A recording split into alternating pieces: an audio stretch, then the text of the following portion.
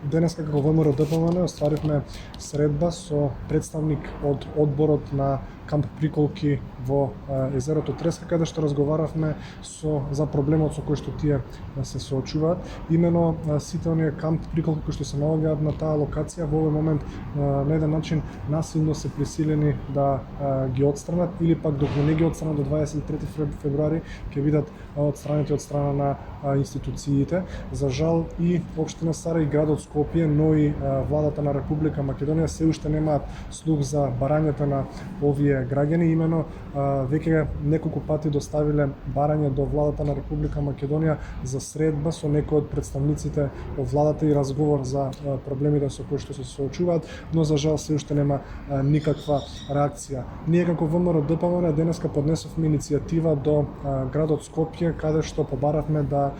се дискутира на оваа тематика на следната седница на Советот на градот Скопје, каде што ќе разговараме за оваа тема и воедно ќе прашаме до каде со реализација проектот за ревитализација на езерото Треска. Ова е проблем кој што го имаат не само овие кампери, туку и сите скопјани, бидејќи представува овој проблем една рак рана на градот Скопје, бидејќи и самиот градоначалник Петар Шилегов имаше ветување на локалните избори во 2017 дека да направи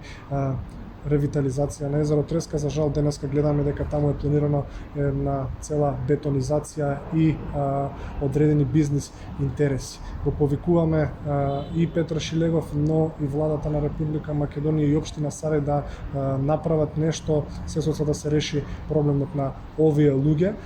Инаку можеби едно од решенијата е да се одлучи одреден простор да се направи како корнер во